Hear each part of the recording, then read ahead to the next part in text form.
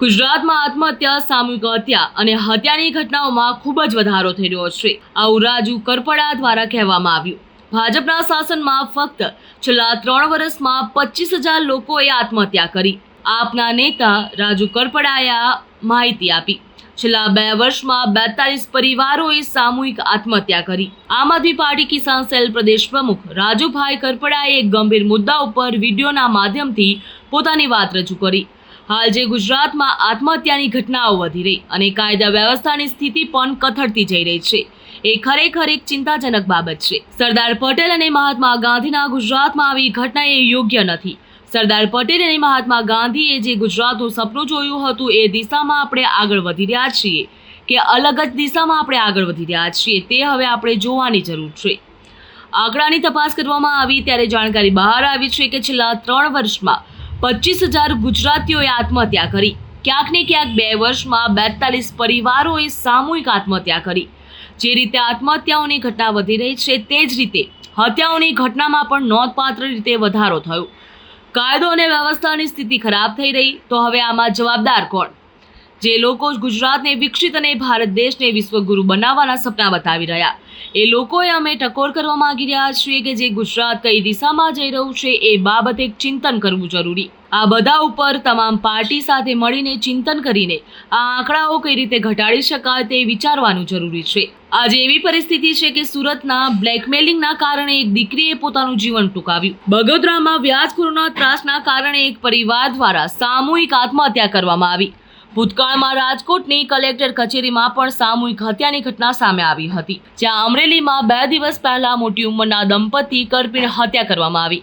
આના ઉપરથી જોઈ શકાય છે કે કાયદો અને વ્યવસ્થા કથળતી જઈ રહી છે અને વ્યાજખોરોનો ત્રાસ પણ વધી રહ્યો, સાથે સાથે ખંડણીખોરોનો આતંક પણ વધવા લાગ્યો. જે મામલે શાંતિનું જીવન જીવવા માંગે છે તે લોકો આજે ગુજરાત છોડીને જઈ રહ્યા છે, જે ગુજરાતી તરીકે મને ખૂબ જ દુઃખદ બાબત લાગે.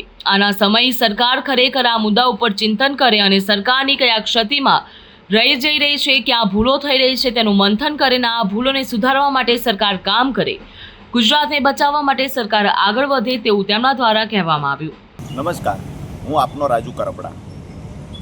હાલ જે ગુજરાતના આત્મહત્યાના આંકડાઓ જે વધી રહ્યા છે, કાયદો વ્યવસ્થા ગુજરાતની કથળી રહી છે, ખરેખર એક ચિંતાજનક બાબત છે. સરદાર પટેલ અને મહાત્મા ગાંધીજીના ગુજરાતમાં ક્યારેય આ ઘટનાઓ સ્વીકાર્ય નથી. ખરેખર સરદાર પટેલ અને મહાત્મા ગાંધીજીએ જે ગુજરાતનું સપનું જોયું હતું, ખરેખર એ દિશામાં આપણે જઈએ છીએ, કંઈક અલગ દિશામાં જઈએ છીએ. આ ચિંતન કરવા જેવો વિષય છે. જ્યારે આંકડાઓ તપાસવામાં આવ્યા તો ખબર પડી છેલ્લા 3 વર્ષમાં 25,000 કરતાં વધારે લોકોએ, ગુજરાતીઓએ આત્મહત્યા કરી છે. ક્યાંક ને ક્યાંક 2 વર્ષની અંદર 42 પરિવારોએ સામૂહિક આત્મહત્યા કરી છે. એટલે કે ગુજરાતની અંદર આત્મહત્યાનો આંકડો જે વધતો જાય છે એ જ પ્રમાણે કાયદો વ્યવસ્થા કથળી ગઈ છે, હત્યાઓનો આંકડો પણ વધતો જાય છે. તો જવાબદાર કોણ? જે લોકો ચેલેન્જની રાજનીતિઓ કરવા આવ્યા છે, જે લોકો મીડિયા સામે આવીને સરકારની જવાબદારીઓ જે હતી એમાંથી છટકી અને ક્યાંક ને ક્યાંક ગુજરાતને અને દેશને વિશ્વગુરુ બનાવવાના જે લોકો સપનાઓ બતાવી રહ્યા છે એને ટકોર કરીએ છીએ કે આજે ગુજરાત કઈ દિશામાં જાય છે. ખરેખર ચિંતન કરવાનો વિષય છે. તમામ પાર્ટીઓએ સાથે મળીને ચિંતન કરવું જોઈએ અને આત્મહત્યાના આંકડા કેમ કરીને ઓછા કરી શકાય આ માટે વિચારવું જોઈએ. આજે પરિસ્થિતિ એ છે, સુરતની અંદર બ્લેકમેલિંગના કારણે એક દીકરી પોતાનું જીવન ટૂંકાવે છે. બગોદરામાં વ્યાજખોરોના કારણે, આર્થિક સંકળામણના કારણે એક પરિવારના 5 સભ્યો આત્મહત્યા કરે છે. ભૂતકાળમાં રાજકોટમાં પણ સામૂહિક આત્મહત્યા કલેક્ટર ઓફિસમાં થઈ છે.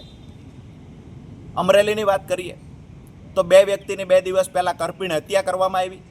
એટલે ક્યાંક ને ક્યાંક કાયદો વ્યવસ્થા તો કથળી ગયા છે, વ્યાજખોરો માથાભારે બની ગયા છે, વ્યાજખોરોનો આતંક વધી ગયો છે, ખંડણીખોરોનો આતંક વધ્યો છે. જે લોકો શાંતિથી જીવન જીવવું છે આ લોકો આજે ગુજરાત છોડી રહ્યા છે, જે ગુજરાતી તરીકે સૌથી દુઃખદ બાબત છે, નિંદનીય બાબત છે. આવનાર સમયમાં સરકાર ખરેખર ચિંતન કરે, ક્યાં સરકારની ક્ષતિઓ રહી છે, ક્યાં ભૂલો રહી છે, આ ભૂલ સુધારવાના પ્રયત્ન કરે અને ગુજરાતને બચાવવા માટે સરકાર આગળ વધે. આભાર.